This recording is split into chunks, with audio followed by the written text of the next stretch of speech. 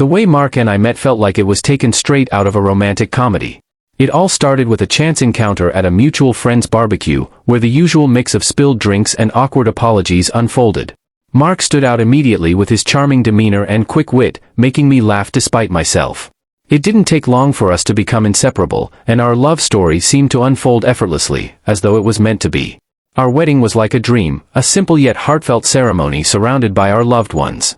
Mark's career in finance was flourishing, and his insistence on a prenuptial agreement was a practical step given our different financial situations. While it was a practical choice, I didn't mind. My love for him wasn't based on money. However, Mark's mother, Carol, was a different story. Her cold, unwelcoming demeanor was a stark contrast to the warmth between Mark and me.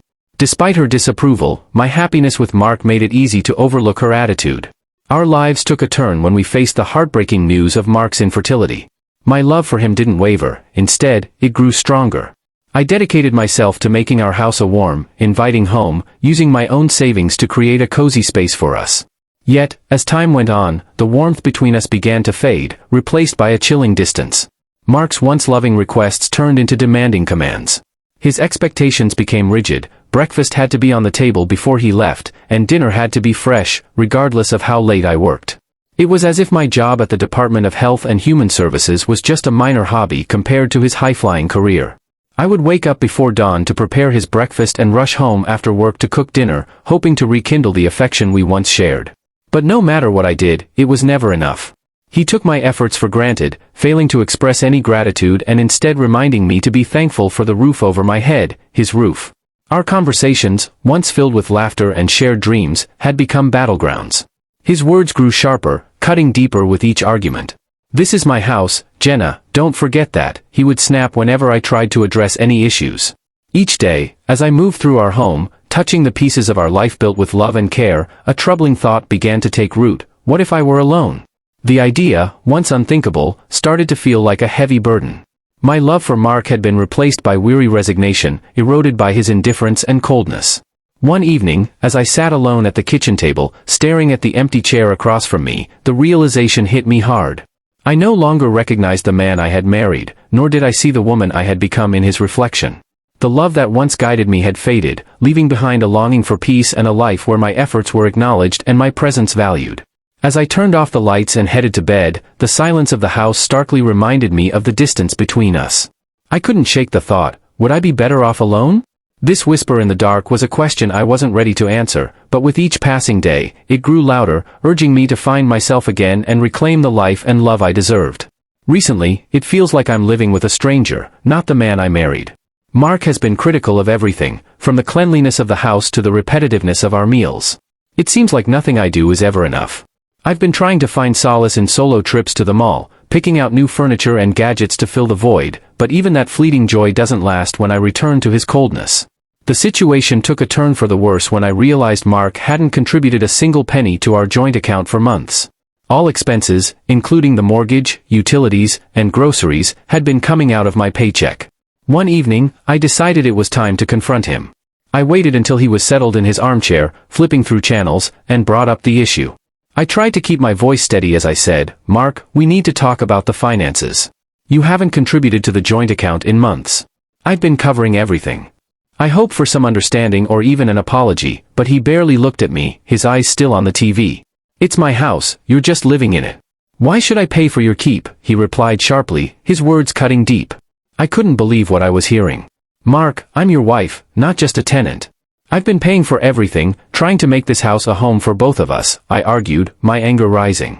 He snorted dismissively, a sound that made my skin crawl.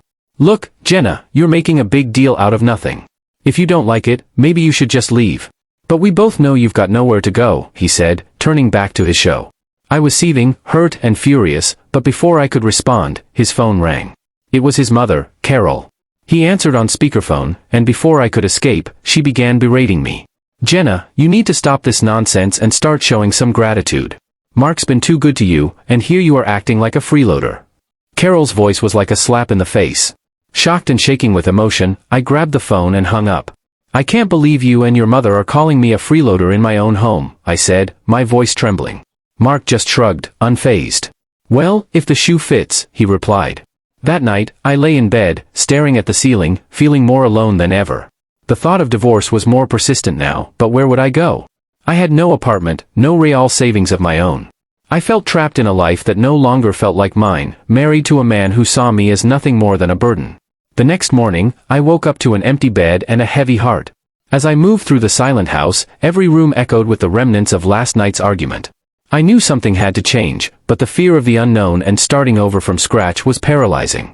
Sitting alone at the kitchen table with my coffee, I realized I had to make a decision: stay in this loveless marriage and play the role of the grateful freeloader, or take a leap into the unknown, hoping to land on my feet. The answer wasn't clear, but one thing was certain: I couldn't go on like this. The breaking point had been reached, and it was time to choose my path. That day at work felt like a marathon, with one meeting after another. I glanced at the clock, knowing Mark would be fuming. I muttered under my breath and grabbed my phone to give him a heads up. The moment he picked up, I knew I was in for it. "This is your problem, Jenna, not mine. You should have been here cooking dinner, not playing around at work," Mark roared through the phone, loud enough for the whole office to hear.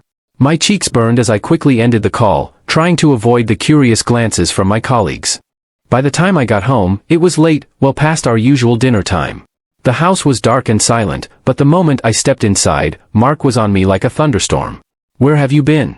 A good wife would have had dinner waiting. What are you even good for?" His words were like daggers, each one slicing through the last bit of patience I had. Exhausted and emotionally drained, I tried to explain, "Mark, I had to work. You know how important this project is," but it was like talking to a wall. "A bad wife and a terrible hostess, that's what you are. You know what? I've had enough. Pack your things and get out of my house." Shocked, I stood there as he shoved the divorce papers into my hands. "You'll be homeless without me," he said with a cruel laugh. Something inside me snapped. All the years of trying to be the perfect wife vanished. "Living in a shelter would be better than enduring one more day with you," I shot back, my voice steady despite the storm inside me. Without another word, I signed the papers and packed my things into a suitcase. The weight of my decision settled in as I looked around the house. It no longer felt like home, just a building filled with broken promises and shattered dreams. I booked a room at a nearby hotel, a temporary refuge from the storm. Lying in the unfamiliar bed, I realized this was the first night in years I didn't have to worry about what Mark wanted for dinner or if the house met his standards. It was just me, and strangely, it felt like a weight had been lifted. The decision to leave had been hard, maybe the hardest I've ever made, but as I drifted off to sleep, a part of me felt excited for what the future might hold. For the first time in a long time, I was in charge of my own destiny, no longer tied to someone who saw me as less than. The next week, after navigating my new reality, I received a call that might have once sent me spiraling. It was Carol, Mark's mom, her voice dripping with something like glee. "Jenna, dear," she practically sang into the phone, "I just heard the wonderful news. My boy has finally come to his senses and divorced you. I'm popping champagne tonight. It's a celebration, dear. He made a huge mistake marrying you, and now it's corrected." Carol's words, meant to wound, barely scratched the surface. I was past caring what she thought. "Time will tell, Carol," I replied calmly, a sense of detachment washing over me. I hung up, a small smile playing on my lips. For the first time in years, her barbs couldn't touch me. A week later, when I decided to open up to my boss about everything, the burden of pretending everything was fine was too heavy to bear alone. I expected sympathy, maybe some understanding, but what I got was a lifeline. "Jenna, I'm so sorry you're going through this," she said, her tone shifting from comfort to businesslike. "There's a municipal housing program designed for situations like yours. It offers affordable housing solutions to those in need. I think you should apply. I'll help you." Her offer was a beacon of hope amidst the overwhelming darkness I had been navigating. With her guidance, I applied for the program, and to my surprise, I was accepted. The relief was immediate. It felt like I could finally breathe again. Now, I'm renting a small apartment, modest but entirely mine. It's quiet and peaceful, a stark contrast to the life I left behind. There's no need to tiptoe around in the mornings, no ungrateful husband to cook for or clean up after. It's just me, and it feels liberating. Sitting in my new living room, surrounded by boxes yet to be unpacked, I couldn't help but reflect on the journey that led me here. It's been tough, filled with moments of doubt and fear, but also unexpected kindness and newfound strength. For the first time in a long time, I'm excited about the future. I have a blank canvas in front of me, and I'm ready to start painting a new life where my happiness doesn't depend on anyone else. It's a new beginning, and I'm here for it, eager to see where this next chapter takes me. It had been a few quiet months since I started over, finding peace in the simple routines of my new life. Then, one afternoon, as I was enjoying a rare moment of calm, my phone erupted with a cacophony of rings. The screen flashed a name I hadn't seen in ages, Carol, my ex-mother-in-law. My heart sank. Why now? Bracing myself, I answered the call. Hello? Jenna, you need to come back to Mark this instant. Carol's voice screeched through the speaker so loudly that I had to pull the phone away from my ear. I sighed. Carol, why would I ever do that? The question was rhetorical, more for myself than for her. Because he's in trouble, Carol continued, her voice a mix of anger and desperation. That fool of a son of mine bought shares years back, took out loans, and now he's up to his neck in debt. It's a disaster, and you need to help him sort it out. I couldn't help but laugh, not out of amusement but sheer disbelief. Help him? Carol, do you remember the prenup? The one Mark was so eager to have? It clearly states that I'm not responsible for his debts. And let's not forget, we're divorced. His financial mess isn't my problem. There was a sharp intake of breath on the other end. Ungrateful girl. After everything we've done for you, you're just going to abandon him?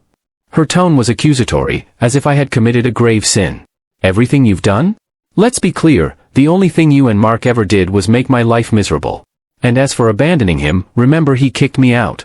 He made it clear I was no longer welcome in his life or his house. I retorted, my patience wearing thin. You'll regret this, Jenna.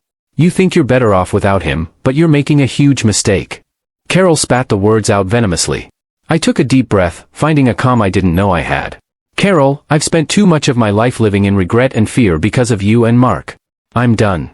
Mark's debts are his own doing. It's time he learns to deal with his own mess. I'm moving on with my life. Goodbye, Carol. With that, I ended the call, a sense of finality washing over me. I had expected to feel shaken, upset, maybe even guilty, but all I felt was relief. Standing up to Carol and making it clear that I was no longer part of their twisted family drama felt like shedding a weight I'd been carrying for too long. Sitting back down, I let out a long breath I hadn't realized I'd been holding. The conversation with Carol, as unpleasant as it was, served as a stark reminder of how far I had come. I had fought hard for my independence and my peace, and no amount of guilt-tripping could drag me back into that chaos. For the first time in what felt like forever, I felt truly free from expectations, criticisms, and the endless cycle of trying to please people who would never see my worth. I had found my strength, my voice, and I wasn't going to let anyone take that away from me again. As I looked around my small apartment, a sense of pride filled me. This was my space, my sanctuary, and my new beginning. I had survived the storm and come out stronger on the other side, and no call, no matter how unexpected or unwelcome, could change that. The next morning, I woke up with a resolve as clear as day. It was time to reclaim what was mine. I rummaged through my files until I found the receipts for all the items I had poured my money into over the years, the sleek dishwasher that made Mark's life easier, the washing machine we picked out together, though let's be honest, I paid for it, and the high-end coffee machine that became the centerpiece of many of his mornings. It wasn't just about the money, it was about the principle of not letting my contributions be erased and taken for granted any longer.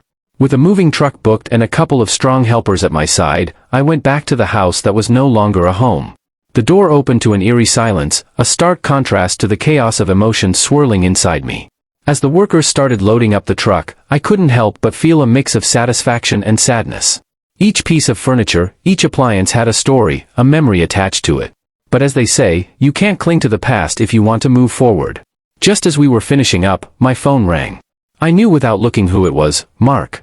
His call, as predictable as it was unwanted, flashed on the screen. I answered, bracing myself for the storm. "Where the hell is all my stuff?" he bellowed, skipping any pretense of a greeting. "Your stuff?" I couldn't help the incredulous laugh that escaped me. "You mean the things I bought with my money?" "I've taken them back, Mark. According to our prenup, I have every right to." His curses and insults flew fast and furious, a torrent of anger that once would have cowed me. But not anymore. "Mark, listen." I cut in, my voice steady despite the weight of the moment. "I genuinely wish you the best, but this is where our paths diverge for good." With those final words, I hung up and blocked his number, a symbolic gesture of severing the last tie that bound me to a life that no longer served me. As the moving truck drove away, my heart felt lighter than it had in years. This wasn't merely about reclaiming my possessions, it was about reclaiming my life, my independence, and my self-worth. Though I knew challenges lay ahead, for the first time in a long time, I felt ready to face them head-on, on my own terms. Fast forward 6 months, and life has taken a turn I scarcely dared to dream of. I've secured a cozy apartment in a charming part of town, thanks to a social program my boss informed me about. The deal was sweet, a manageable down payment with tiny payments stretched over the years. For the first time, I'm not just scraping by, I've got a bit of flexibility in my budget, allowing me to indulge in small pleasures without worrying about anyone else's needs or wants. When I got the keys to my new place, stepping through the door was like being washed over by a sense of ownership. It felt like a blank canvas, and for the first time in forever, I could paint my life exactly how I wanted, no compromises, no sacrifices, just me. I treated myself to some paints and canvases, a nod to the girl I used to be who found joy in splashing watercolors around, lost in her own creativity. I even painted a self-portrait, something I'd never dared to do before. As I stared at my work, I saw a woman who had weathered storms and emerged stronger. I saw a woman who didn't need anyone else to define her worth. It was like seeing myself clearly for the first time, beautiful, self-sufficient, and yes, a bit selfish, but in the best possible way. Then there's Max, my little bundle of joy, a scrappy dog with eyes too big for his face and a heart just as oversized. Adopting him felt like the final piece of my new life falling into place. We've become a team, exploring the neighborhood and making the apartment our home. One evening, as Max and I were curled up on the couch, my phone buzzed. It was a text from a friend I hadn't seen since the storm of the divorce hit. "Heard you're doing well. Coffee sometime?" I smiled as I typed out a reply. "Yeah, life's good. Coffee sounds great, my place, actually. I've got some art to show off. Look at you, all artsy and independent. Can't wait to see it and meet Max," of course, came the reply. Laughing, I set the phone down and looked around my little sanctuary. It's funny how life works out. Once, I thought I needed a husband, a big house, and a certain lifestyle to be happy. Now, with a small apartment, a dog, and my art, I've never felt more fulfilled. "Max, buddy," I said, scratching behind his ears, "we're doing just fine on our own, aren't we?" He barked in agreement, and I laughed, overwhelmed with a deep sense of gratitude for my newfound independence. I was thankful for the struggles that had led me to this point and for the simple joys that now filled my days. This was happiness, unfiltered and undiluted, and it was entirely mine. Life had taken a turn I couldn't have predicted a year ago. Just the other day, as I sipped my morning coffee and scrolled through the news on my phone, a headline caught my eye and froze me in place. My ex, Mark, had been declared bankrupt. The house he had been so proud of, the one he had thrown me out of, had been sold off to cover his debts. Now he was back living with his mother, Carol. A small, satisfied smile spread across my face. Breaking free from him had been the best decision I ever made. These days, my mornings are filled with peaceful walks in the park with Max, my loyal little sidekick. The fresh air and tranquil surroundings are a far cry from the stifling atmosphere of my old life. It's not just the walks that have transformed my world, I've also discovered a new passion, painting. I joined a local amateur artists club on a whim, thinking it would be a casual hobby. But it quickly evolved into something much more significant. I began exhibiting my paintings at local shows, with vibrant colors and bold strokes reflecting my newfound freedom and joy. At one of these exhibitions, I had an unexpected encounter. While standing next to a watercolor painting I was particularly proud of, a man approached. He examined the painting with a focused intensity that intrigued me. "That's quite beautiful," he said, nodding towards the canvas. "Did you paint this?" I couldn't help but grin. "Yes, I did. Thank you." We struck up a conversation and soon realized we had much in common. Before long, we were sitting in a nearby cafe, chatting over coffee as if we were old friends. His warmth and sense of humor were a refreshing change, and he even bought my painting, saying, "I want to see this first thing every morning. It's inspiring." Our coffee date turned into dinner a few days later, and then into walks in the park with Max by our side. He introduced me to his two bright, welcoming kids who instantly brought laughter and joy into my life. It felt natural and easy, like a missing piece had been filled without me even realizing it. One evening, after the kids had gone to bed and we were sitting on his porch, he turned to me and said softly, "You know, I'm really glad I bought that painting." I smiled and leaned my head on his shoulder. "Me too. It's remarkable how things work out." It made me reflect on my journey, from feeling trapped and hopeless to standing on the brink of something beautiful and new. I was free from the shadows of my past marriage, ready to embrace whatever the future might hold. As Max and I continued our morning walks, I found myself appreciating the journey, the pain, the struggle. Everything had led me here, to a place of peace and potential. I was ready to welcome whatever came next, with an open heart and a sense of freedom. Life has a way of surprising you, of turning the page when you least expect it. As I walked, the sun breaking through the trees, I felt profoundly grateful for every twist and turn that had brought me to this new chapter, ready to step forward into the light.